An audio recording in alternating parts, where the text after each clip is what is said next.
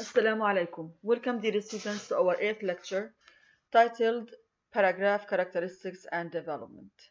It is based on chapter 9 in your book, The Right Start. We talked before about the main elements of the paragraph, and we said that the most important one is the topic sentence. The topic sentence has two parts. It has the topic, that is the subject, and a controlling idea. The controlling idea states what the writer will be developing about the subject of the paragraph, and it contains the writer's attitude toward the subject. The controlling idea has a function. It limits what you can say about the topic subject so that you don't stray to other subjects or ideas. By writing a controlling idea, the other support sentences that develop the controlling idea are all related to the controlling idea and to the topic. Let's see this example. When we say the Marshall Plan brought economic relief to Europe, the topic is the Marshall Plan, but the controlling idea is brought economic relief to Europe. Here, the writer cannot write about European art, pollution, hunting, or vegetation. He must focus on economic factors that became successful because of the Marshall Plan. And without this controlling idea, the writer's attitude about the subject can be unclear for the readers. The next element or part of writing our paragraphs is the support sentences. Support sentences follow the topic sentence and develop the subject using specific examples, details, and facts. Let's look at this example. When we say, for example, police officers are most effective when helping citizens in their communities. Police officers, this is the topic, are most effective when helping citizens in their communities. This is the controlling idea. So the topic is police officers, and this is the controlling idea. The support sentences that follow the topic sentence should be related to the topic and to the controlling idea. It should be about what the activities that the police officers offer for the citizens to help them in their communities. They may be the following ideas: finding lost or stolen property, solving crimes, preventing crimes. So these are support ideas. Each support idea will be developed writing a support sentence. So these three ideas will be three support sentences following the topic sentence. The third part of the paragraph is the concluding sentence. Here, if you are writing a single paragraph composition, so you have to write a concluding sentence. But it is not necessary all the time for a multi-paragraph composition. I mean that if you are writing more than one paragraph, for example, you are writing 2, 3, or more paragraphs, no need to write a concluding sentence for each paragraph. But if it is a single paragraph composition, you have to write a concluding sentence. The concluding sentence can be a restatement of the topic sentence, a summary of the supporting sentence, or it contains a final comment about the topic. And we have to be careful that the concluding sentence should not copy the same words of the topic sentence. You have to use different words. And in concluding sentence, do not add a new information or fact or detail. Here you are summarizing what is mentioned, not adding new information. Many words or phrases can be used to signal the end of the paragraph, like these words. For example, finally, therefore, indeed, in conclusion, thus, in brief, in summary, as a result, in short. And as you see here, after each phrase or word, we can put a comma. It is followed by a comma. There are other phrases that do not require commas, such as we can see that, it is clear that, these examples show that, there can be no doubt that, the evidence suggests that. Here, these phrases can be used in the concluding sentence to signal the end of the paragraph.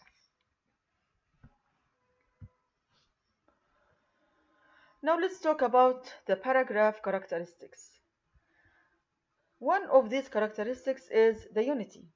All support sentences in the body paragraph should explain, clarify, and directly relate to the topic sentence, and this is called paragraph unity.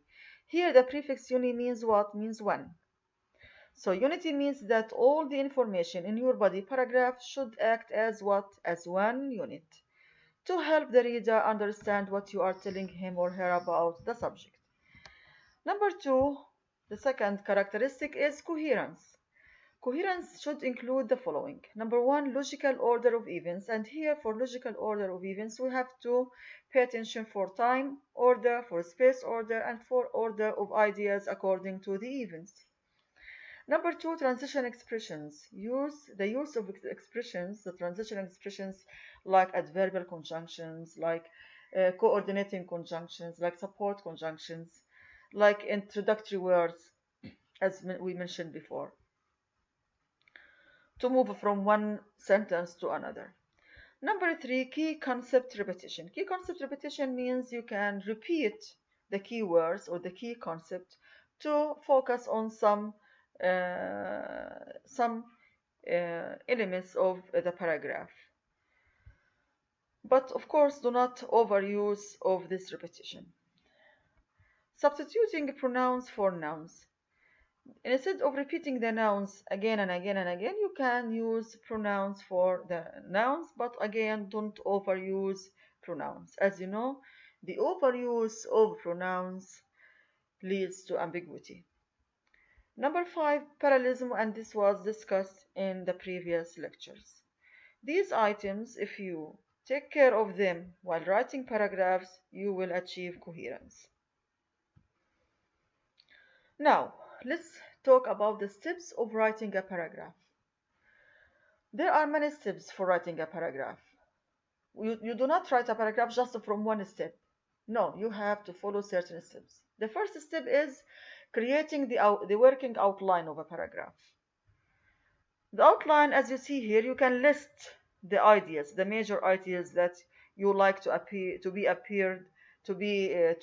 in your paragraph. So you list these ideas, the major ideas, like what? Like, for example, the topic. Here, for example, I have the topic that is dieting. The controlling idea. Dieting. What is the controlling idea for dieting? We can say dieting can cause harmful effects. Then you think of the support sentences. In order to think of the support sentences, you have to write or to list the support ideas in a ladder-like list, like this. For example, you are writing about dieting, and we said the controlling idea that it can cause harmful effects. You can think, what are the harmful effects of dieting? Then you can mention them as support ideas. For example, some of these harmful effects is bulimia. Number two, malnutrition. Number three, psychological problems. These are harmful effects of dieting. So this is the outline, as you see. Let's see another example now. If I ask you to write an outline about the topic that is computers, named computers. Okay, so the topic is computers. What is the controlling idea for computers? We can say computers can be used to do many different things. Here, in this controlling idea, when I say to do many different things, we can ask ourselves, what are these different things? Like what? And then we can list the support ideas. Number one, education. Number two, social media access. Number three, watching movies and listening to music. These are support ideas. These about things that we can do by using the computers. Okay, so computers can be used to do many different things. Some of these things is what? Education, social media access, and watching movies and listening to music. Let's see another activity. Look here. We have a topic that is exercising. I want you now at home to write this topic. Think of the controlling idea and write it. and think of the support ideas, 3 support ideas, okay, and put your outline aside because I'll ask you to do many other things as we will see in the next slides. Okay, so now we wrote the outline. What is the next step? The next step is writing the first draft. To write your first draft of any one paragraph, combine the topic and the controlling idea listed in your working outline. In the outline we wrote topic, then under the topic we wrote what? Controlling idea. You have to combine these together, the topic and the controlling idea, why? To create the topic sentence for your paragraph. Okay, so then write a sentence. Then after writing the topic sentence, you have the support ideas, 3 support ideas. For each support idea, write a support sentence. So we have 4 sentences now. 1 is the topic sentence, and the 3 are the support sentences. Let's see this example. We have an outline here. The topic is civil war. The controlling idea is leaders having an impact on war. The support ideas are about these leaders, names of these leaders. Number 1, Lincoln, number 2, Grant, and number 3, Lee. The rough draft of this paragraph, the rough draft paragraph of this outline, the previous was what? This is previous, is the outline. This is the outline. And here we can see the first draft, the rough draft. We can write, the Civil War had 3 great leaders. Now the support ideas are written here in the 3 support sentences. President Lincoln believed that all men should be free. The second one of support sentences, General Grant enjoyed smoking cigars. The third support sentence is, General Lee symbolized the belief that an aristocratic class should govern men of unequal status. So this is the rough draft paragraph of the previous outline. Now, on a separate sheet of paper, write your first draft, rough draft about exercising. I ask you to write an outline of exercising. Now, change this outline by writing what? Your first rough draft. Now, let's move to the third step. So, again, the first step was what? Writing an outline of your paragraph. The second step is what? Writing a rough draft paragraph. The third step is what? Revising the first draft. Excellent. You know that no one, even professional writers, can create a perfect paragraph in his or her first draft. There are always some rough spots to smooth out. There are some errors, there are some mistakes, there are something that you want to add, there are support sentences that you like to develop, inadequate controlling idea that you want to develop to be adequate with the topic, and so on. In order to revise your first draft, you have to ask yourself 4 questions. Question number 1, is the topic clear? 2, will the controlling idea develop the subject adequately, properly? 3, do my support sentences consist of specific facts, details, and examples? 4, is there sentence variety? Let's apply these questions on the previous example of civil war. Let's see. You know, this is our first draft. The Civil War had 3 great leaders. Okay, the topic sentence. Then the support sentence is B. President Lincoln believed that all men should be free. General Grant enjoyed smoking cigars. General Lee symbolized the belief that an aristocratic class should govern men of unequal status. Okay, this is the first draft. And now we want to revise it by asking ourselves the 4 questions. Let's start. Question number 1, is the topic clear? When we say civil war leaders. Yeah, it is clear when we say civil war leaders. Look at the previous, what is written. The civil war had three great leaders. Instead of saying, here we have the topic only the civil war. But we can develop it and change it as we said here when we revise and we say civil war leaders. This is the topic. By this way, it is clear now. Civil war leaders. This is the topic. Okay, number 2. Will the controlling idea develop the subject adequately? In our previous example, there is no controlling idea that clarifies how the subject will be developed. The topic sentence is simply what? A statement of fact. It is the civil war had three great leaders. Let's see again here. Let's go back. Look. The civil war had three great leaders. This is the controlling idea. It is not a controlling idea. It is only a statement of fact. The civil war had three great leaders. We changed, as we said what? We said civil war leaders. This is the topic. Then we want to develop the controlling idea to be adequate with the topic, as we said here. Here, civil war leaders. This is the topic. And here, the controlling idea is not clear. So we want to revise it and to develop it to be what? To be three great leaders embodied the ideals of the North and South during the Civil War.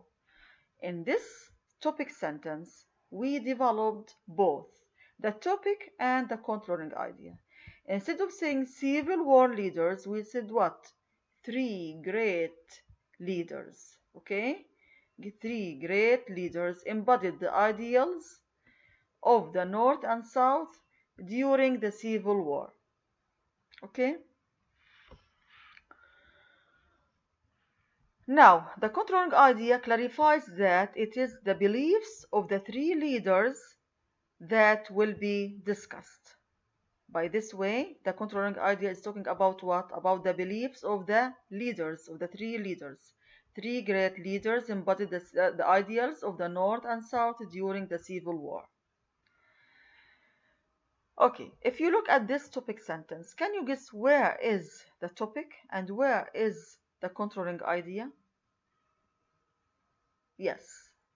If you look at this sentence, three great leaders embodied the ideals of the North and South. This is the controlling idea, okay? During the Civil War, here Civil War is the topic, okay? Sometimes the topic is not the first words of the sentence. It could come at the end of the sentence, in the middle sometimes. So just you have to analyze the sentence to know where is the topic and where is the controlling idea. Again, here, Civil War here is the topic, but the controlling idea is related to the three great leaders embodied the ideals of the North and South embodied the ideals. It means their beliefs about the war. Let's move to the third question. Do my support sentences consist of specific facts, details, and examples? Let's see the support sentences. Support sentences B and D consist of details that support the controlling idea. But if you look at sentence C, it does not. When I say General Grant's enjoying cigars, does it have any beliefs about General Grant regarding the war? No. It does not explain how his beliefs symbolize the North's beliefs. To revise this support idea, we can write, General Grant believed that all men should determine their own destiny. This rewrite clarifies Grant's belief and mirrors Lincoln's belief as stated in sentence B. Now let's move to question number 4. Is there sentence variety? No. All the sentences in the paragraph are simple sentences. Although these sentences are grammatically correct, they do not add rhythm to help to link the ideas they express. They are only simple sentences. In order to revise this sentence, Again, look here. A. Three great leaders embodied the ideals of the North and South during the Civil War. This is the topic sentence containing the topic and the controlling idea. B. While President Lincoln detested the thought of war, he believed that all men should be free. Can you see here? I added while. Okay, so it is not now a simple sentence. Look at C now. Here, this when I say while President Lincoln detested the thought of war, comma, he believed that all men should be free. This is a complex sentence, not a simple sentence. C. General Grant shared Lincoln's belief, for he believed that all men should determine their own destiny. D. General Lee symbolized the belief that an aristocratic class should govern men of unequal status.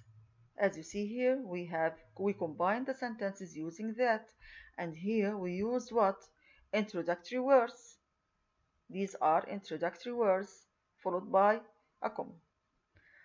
By revising this paragraph, you can see that we have answered the four questions to have a well-developed paragraph.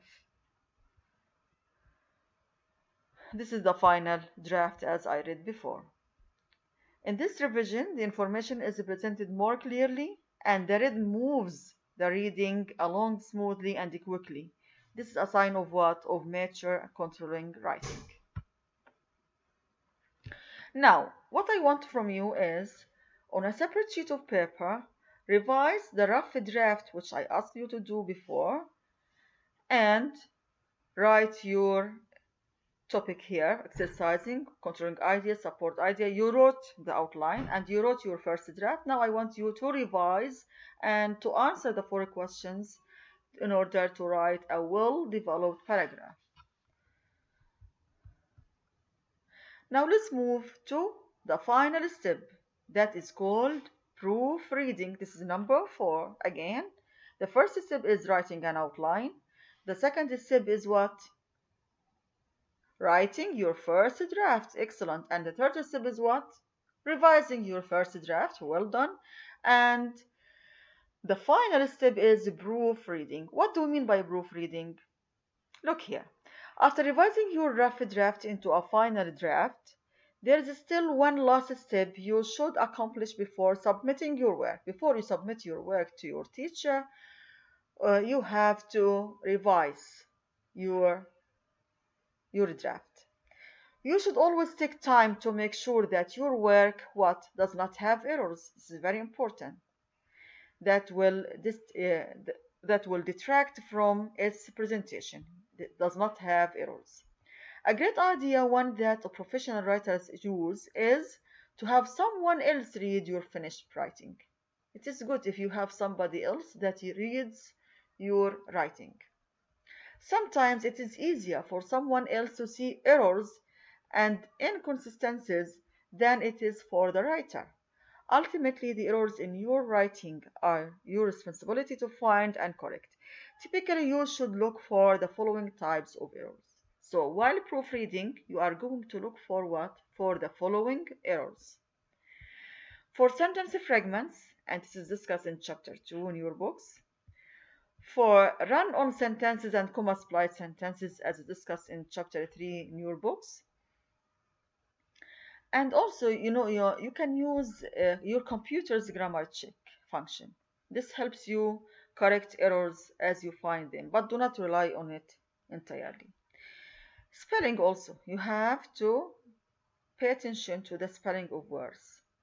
There is your computer's spelling check function, but also do not rely on it, because sometimes you have words that are correct.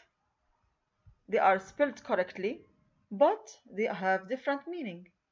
For example, when I say, for example, here lean and lean, okay, which one do you want in your writing? Is it this one or this one? Both of them are correct. So spell check will not correct the error which is related to the meaning. You have to rely on yourself for correcting the meaning of the words for the choice of words as we said before.